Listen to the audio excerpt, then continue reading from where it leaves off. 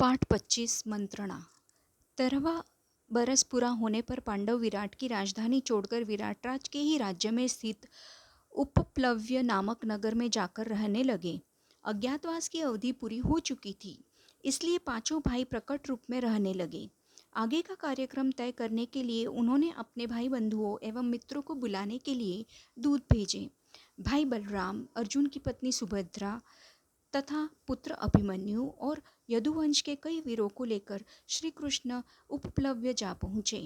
इंद्रसेन आदि राजा अपने अपने रथों पर चढ़कर उपप्लव्य आ पहुँचे। काशीराज और वीर शैव्य भी अपनी 2 अक्षौहिणी सेना के साथ आकर युधिष्ठिर के नगर में पहुँच गए। पांचाल राज द्रुपद 3 अक्षौहिणी सेना लाए। उनके साथ शिखंडी, द्रौपदी का भाई धृष्टद्युम्न और द्रौपदी के पुत्र भी आ पहुँचे। और भी कितने ही राजा अपनी अपनी सेनाओं को साथ लेकर पांडवों की सहायता के लिए आ गए। सबसे पहले अभिमन्यु के साथ उत्तरा का विवाह किया गया। इसके बाद विराटराज के सभा भवन में सभी आगंतुक राजा मंत्रणा के लिए इकट्ठे हुए। विराट के पास श्री कृष्ण और युधिष्ठिर बैठे। द्रुपद के पास बलराम और सात्यकी और भी कितने ही प्रतापी राजा सभा में विराजमान थे। सभा में सबके अपने अपने आसन पर बैठ जाने पर श्री कृष्ण उठे और बोले, सम्मान्य बंधुओं और मित्रों, आज हम सब यहाँ इसलिए इकट्ठे हुए हैं कि कुछ ऐसे उपाय सोचे जाएं जो युधिष्ठिर और राजा दुर्योधन के लिए लाभप्रद हो, न्यायोचित हो और जिनसे पांडवों तथा कौरवों का सुयश बढ़े।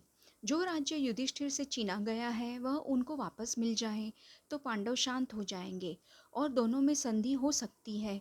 मेरी राय में इस बारे में दुर्योधन के साथ उचित रीति से बातचीत करके उसे समझाने के लिए एक ऐसे व्यक्ति को दूत बनाकर भेजना होगा जो सर्वथा योग्य हो।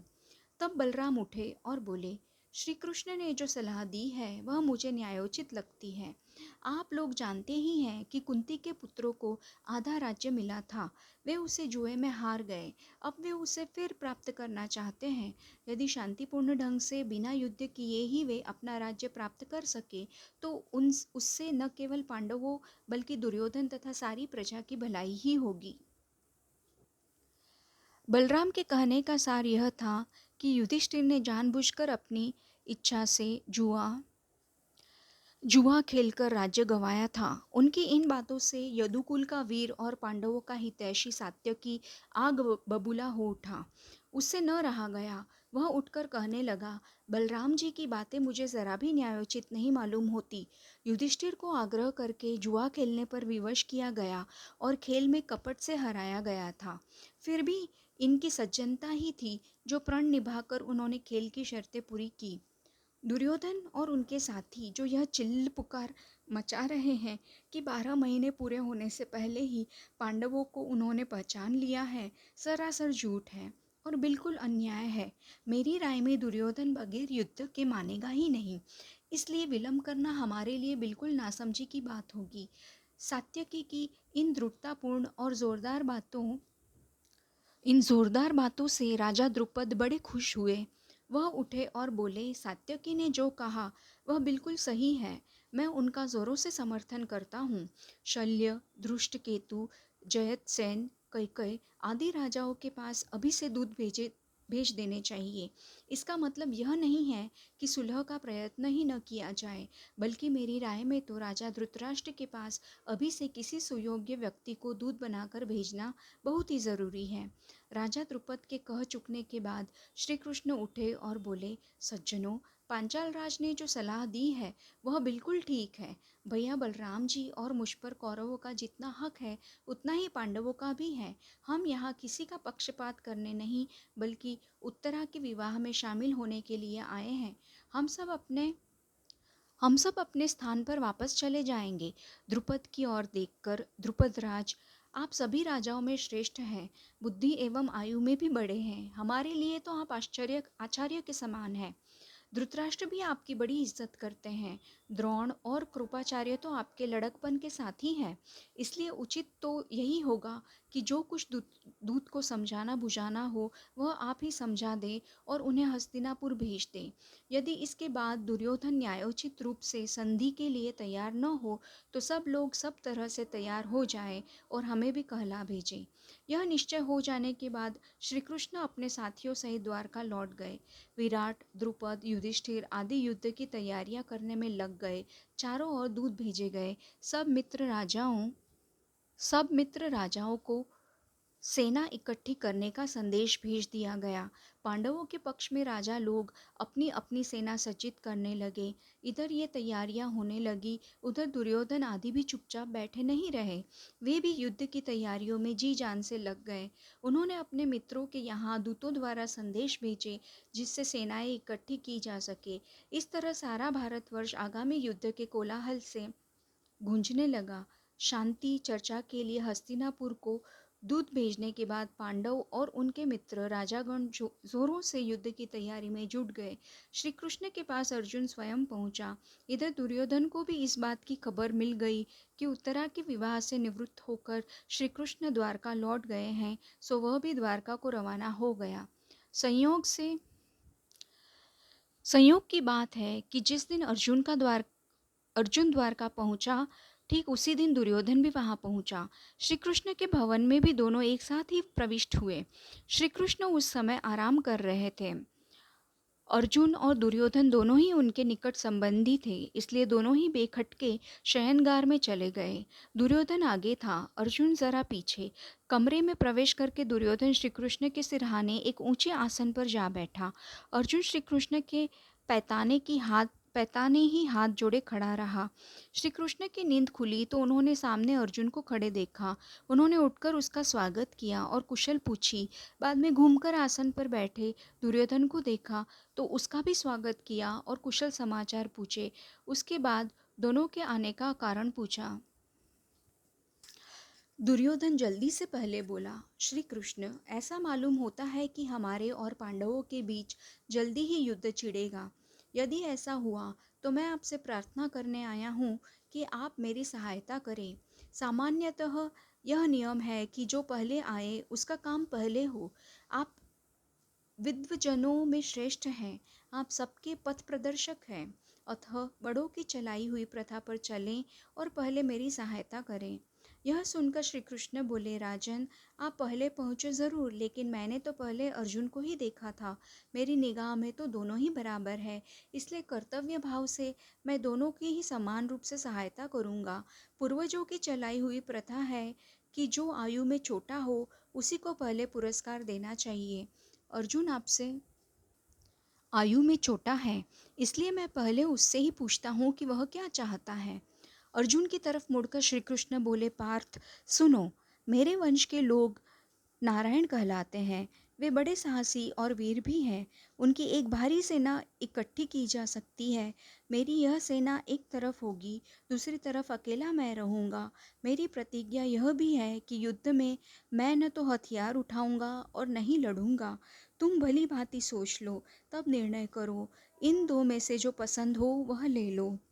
बिना किसी हिचकिचाहट के अर्जुन बोला, आप शस्त्र उठाएं या न उठाएं, आप चाहे लड़े या न लड़े, मैं तो आपको ही चाहता हूँ। दुर्योधन के आनंद की सीमा न रही। वह सोचने लगा कि और अर्जुन ने खूब धोखा खाया और श्री कृष्ण की वह लाखों वीरों वाली भारी भरकम सेना सहज में ही उसके हाथ आ गई। यह सोचता और हर्ष से फूला न समाता दुर्योधन बलराम जी के यहाँ पहुँचा और उनको सारा हाल कह सुनाया। बलराम जी ने दुर्योधन की बातें ध्यान से सुनी और बोले, दुर्योधन, मालूम होता है कि उत्तरा के विवाह के अवसर पर मैंने जो कुछ कहा था उसकी खबर तुम्हें मिल गई है। श्री कृष्ण से भी मैंने कई बार तुम्हारी बात छेड़ी और उसको समझाता रहा कि कौरव और पांडव दोनों ही हमारे बराबर के संबंधी हैं, किंतु कृष्ण मेरी सुने तब ना। मैंने निश्चय कर लिया है कि युद्ध में तटस्थ रहूँगा, क्योंकि जिधर कृष्ण न हो उस तरफ मेरा रहना ठीक नहीं है। अर्जुन की सहायता मैं करूँगा नहीं, इस कारण मैं अब तुम्हारी भी सहायता करने योग्य नहीं रहा। मेरा तटस्थ रहना ही ठीक होगा। हस्तिनापुर को लौटते हुए दुर्योधन का दिल बल्लियों उछल रहा था। वह सोच रहा था कि अर्जुन बड़ा बुद्धू बना। द्वारका की इतनी बड़ी सेना अब मेरी हो गई है और बलराम जी का स्नेह तो मुझ पर है ही। श्री कृष्ण भी निशस्त्र और सेना विहीन हो गए। यही सोचते विचारते दुर्योधन खुशी खुशी अपनी राजधानी में आ पहुंचा। कृष्ण ने पूछा, सखा अर्जुन, एक बात बताओ, तुमने सेना बल के बजाय मुझे निशस्त्र को क्यों पसंद किया? अर्जुन बोला, बात यह है कि आप में वह शक्ति है कि जिससे आप अकेले ही इन तमाम राजाओं से लड़कर इन्हें कुचल सकते हैं। अर्जुन की बात सुनकर कृष्ण मुस्कुराए और बोले, अच्छा यह बात है, और अर्जुन को बड़े प्रेम से विदा किया। इस प्रकार श्री कृष्ण इस प्रकार श्री कृष्ण अर्जुन के सारथी बने और पार्थ सारथी की पदवी प्राप्त की। मद्र देश के राजा शल्य नकुल सहदेव की माँ माद्री के भाई थे। जब उन्हें यह खबर मिली कि पांडव उपप्लव्य के नगर में युद्ध की तैयारियां कर रहे हैं, तो उन्होंने एक भारी सेना इकट्ठी की और उसे लेकर पांडवों की सहायता के लिए उपप्लव्य की ओर रवाना हो गए।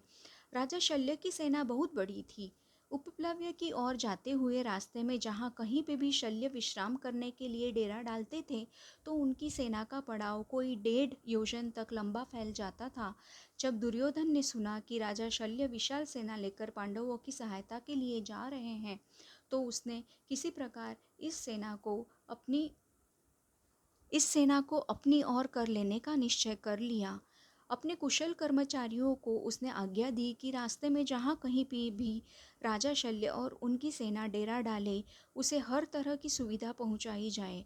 शल्य पर दुर्योधन के आदर सत्कार का कुछ ऐसा असर हुआ कि उन्होंने पुत्रों के समान प्यार करने योग्य भांजे पांडवों को छोड़ दिया और दुर्योधन के पक्ष में रहकर युद्ध करने का वचन दे दिया। उपप्लव्य में राजा शल्य का खूब स्वागत किया गया। मामा को आया देखकर नकुल और सहदेव के आनंद की तो सीमा ही नहीं रही। जब भावी युद्ध की चर्चा छिड़ी, तो शल्य ने युधिष्ठिर को बताया कि किस प्रकार दुर्योधन ने धोखा देकर उनको अपने पक्ष में कर लिया है। युधिष्ठिर बोला, मामा जी, मौका आने पर मौका आने पर निश्चय ही महाबली कर्ण आपको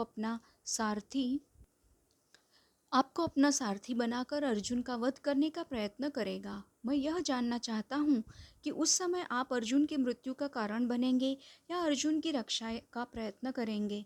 मैं यह पूछकर आपको असमंजस में नहीं डालना चाहता था, पर फिर भी पूछने का मन हो गया।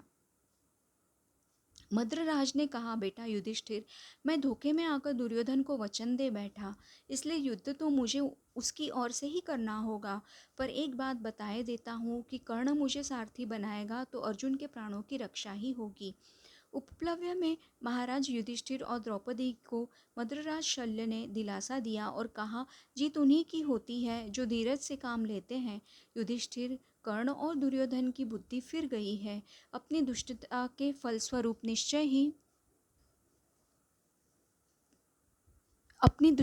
फलस्वरूप निश्चय ही उनका सर्वनाश होकर रहेगा।